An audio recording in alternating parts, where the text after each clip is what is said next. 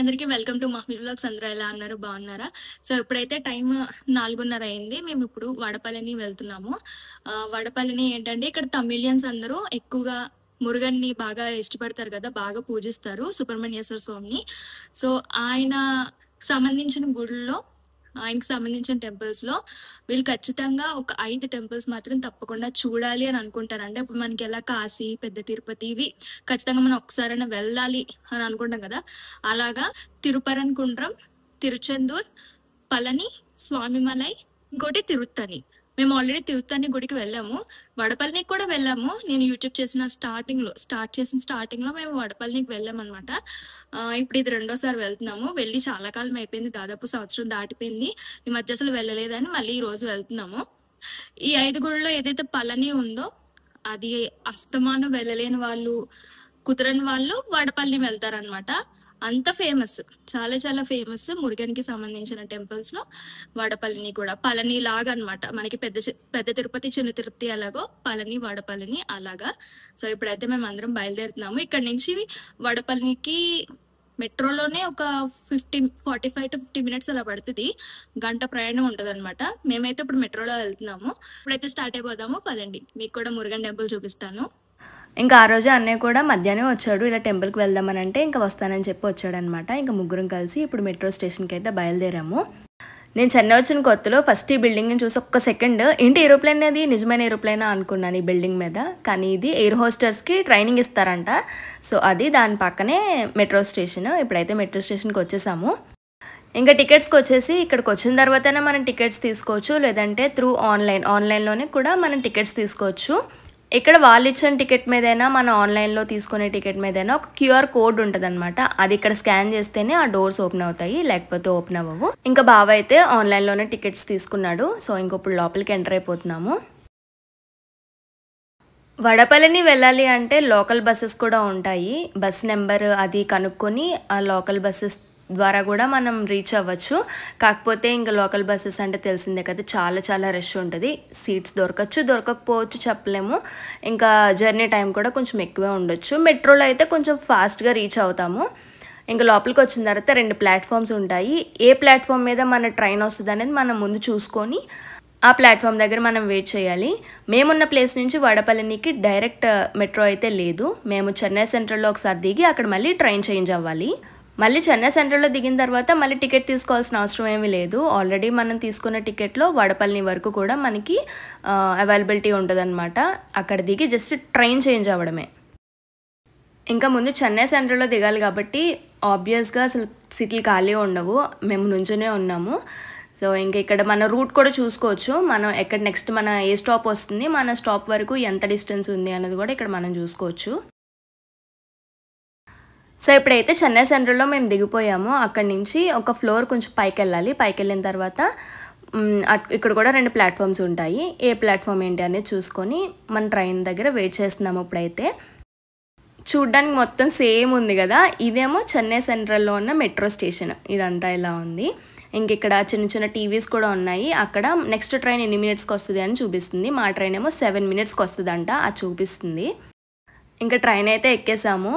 మా హ్యాపీనెస్ ఏంటంటే next 45 minutes journey ఉంటుంది కాబట్టి సీట్లు దొరకకపోతే అయిపోతామని చెప్పి మొత్తానికి సీట్లు సంపాదించుకున్నాము. ఇంకా మ్యాక్సిమం చెన్నైలో ఎక్కువ మెట్రో అంతా కూడా అండర్ గ్రౌండ్లోనే ఉంటుంది. ఈ వడపల్లి వెళ్ళినప్పుడు మాత్రం ఇంకా దగ్గరికి వస్తున్నప్పుడు లాస్ట్ 10 మినిట్స్లో అండర్ గ్రౌండ్ నుంచి పైకి తీసుకొస్తుంది ట్రైన్. సో అందుకే ఇక్కడ కొంచెం ఆకాశం కనిపిస్తుంది. సో ఇంకా నెక్స్ట్ స్టాపే వడపల్లిని, అక్కడ కనిపిస్తుంది చూసారా. నెక్స్ట్ ఇంకా వడపల్లిలో రీచ్ అయిపోతాము. ఇంకా వడపల్లి అయితే రీచ్ అయిపోయాము. బయటకు వచ్చిన తర్వాత రైల్వే స్టేషన్ అంతా ఇక్కడ ఇలా ఉంది.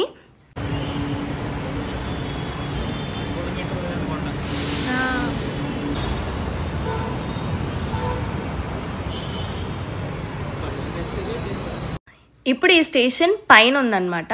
ఇప్పుడు బయటికి వెళ్ళాలి అంటే కిందకి వెళ్ళాలి. సో ఇప్పుడైతే లిఫ్ట్లో కిందకైతే వెళ్తున్నాము. మేము స్టార్ట్ అయ్యింది 5:15కి. ఇక్కడ రీచ్ అయ్యేసరికి 5:06 అయింది. స్లోగా ఇంకా చీకటి పడుతుంది. మెట్రో నుంచి బయటకు వచ్చిన తర్వాత అంతా ఇలా ఉంటుంది. ఇక్కడ ఫ్లైఓవర్ కనిపిస్తుంది చూసారా, పెద్ద ఫ్లైఓవర్. ఇంకా మెట్రో బిల్డింగ్ ఏదైతే ఉందో అక్కడి నుంచి జస్ట్ అలా పక్క నుంచి అలా నడుచుకుంటూ వెళ్ళిపోవడమే. ఒక 10-15 అడుగుల దూరం అంతే గుడి. మెట్రోకి చాలా దగ్గర. ఈ ఫ్లైఓవర్ ఉంది కదా దీనికి ఆపోజిట్లోనే అనమాట. అసలు ఇంకా అటు ఇటు ఏం వెళ్ళక్కర్లేదు, జస్ట్ మెట్రో ఎక్కడైతే దిగామో అక్కడి నుంచి ఆ పక్క నుంచి ఒక 15 అడుగులు ముందుకు వేసుకుంటూ వెళ్ళిపోతే ఒక వీధి వస్తుంది.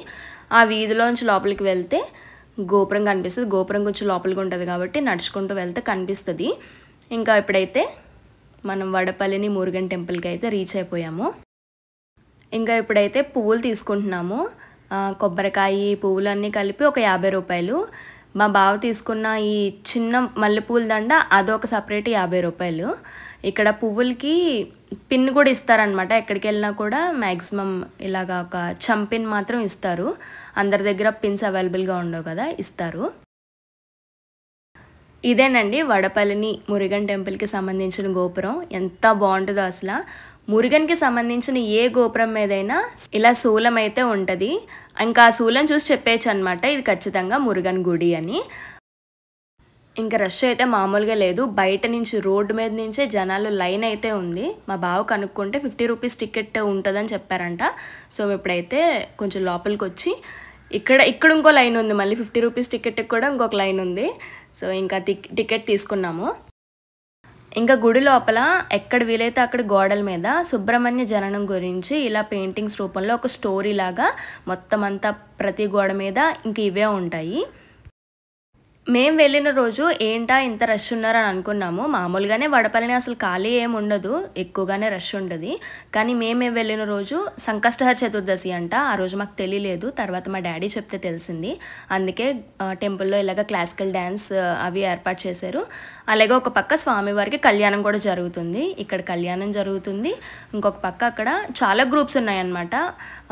ఒకరి తర్వాత ఒకరు క్లాసికల్ డ్యాన్స్ చేశారు.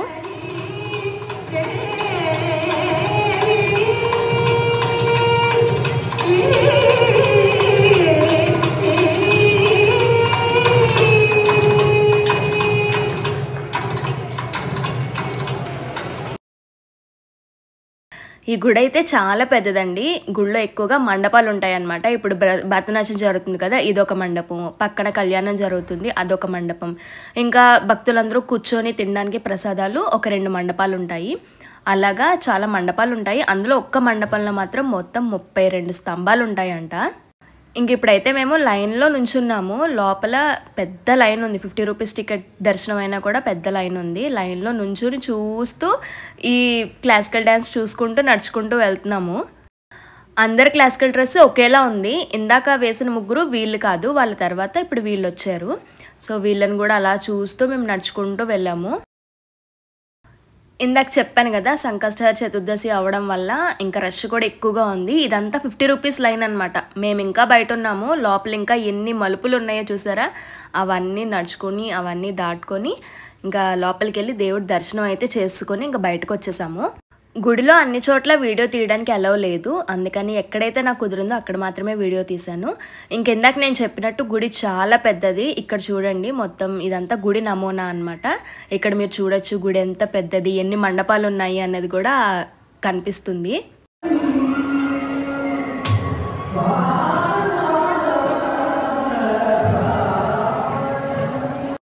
ఇంకా గుళ్ళో దీపాలు కూడా వెలిగిస్తున్నారని చెప్పి మేము కూడా దీపాలు అవి తీసుకున్నాము. కావాలంటే బయట పూలు అమ్ముతున్నారు కదా, వాళ్ళు కూడా అమ్ముతున్నారు దీపాలు, నెయ్యి అవిని.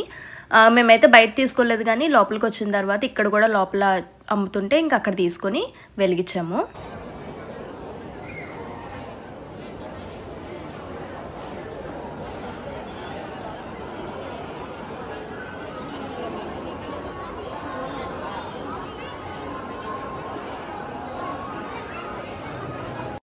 ఇంకా దర్శనం అయితే అయిపోయిందండి. దర్శనం చాలా బాగా జరిగింది. సుబ్రహ్మణ్యేశ్వర స్వామి నిజంగా ఈ గుళ్ళో చాలా చాలా అందంగా కనిపిస్తారు.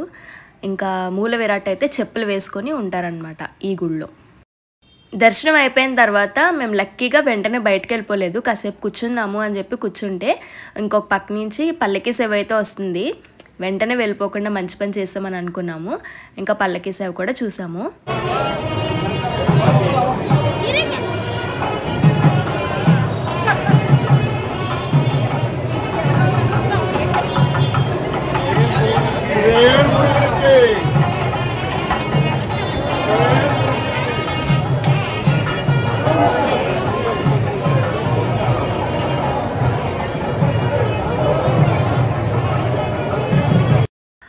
ఇంకా అయిపోయిన తర్వాత బయటకైతే వచ్చేసాము. ఆ పక్క ఈ పక్క షాపులు ఉన్నాయి, తాళ్ళు ఇంకా మురుగన్కి సంబంధించిన శూలం ఇవన్నీ ఇక్కడ అమ్ముతారు ఈ షాప్స్లో. ఇంకా చూసారా లైన్ ఎలా ఉందో, మేము ఇందాక వచ్చినప్పుడు ఎంత అయితే లైన్ ఉందో ఇప్పుడు ఇంకా అలానే ఉంది.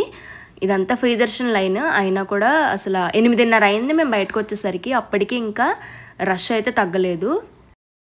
అక్కడి నుంచి మళ్ళీ మెట్రో స్టేషన్కి వచ్చేసాము ఇంకా తిరిగి వెళ్ళిపోదామని. ఇక్కడ మా అన్నయ్య నన్ను రూట్ చెప్పమంటున్నాడు, ఇప్పుడు మనం ఎక్కడికి వెళ్ళాలి ఏంటి అని రూట్ చెప్పమంటున్నాడు. నన్నే ఎందుకు అడిగాడంటే నేను రూట్స్ గుర్తుపెట్టుకోవడంలో అంత పూర్ అనమాట. బయట రోడ్ల మీద అయినా ఇప్పుడు ఇక్కడ ఈ మెట్రో అంతా కూడా ఒకేలా ఉంటుంది, చుట్టూ పైకి వెళ్ళామా కిందికి వెళ్ళామా ఇదంతా అసలు సరిగ్గా గుర్తుండదు. డైలీ ట్రావెల్ చేసే వాళ్ళకైతే బాగా గుర్తుంటుంది కానీ నాలాంటి వాళ్ళకైతే అసలు గుర్తుండదు.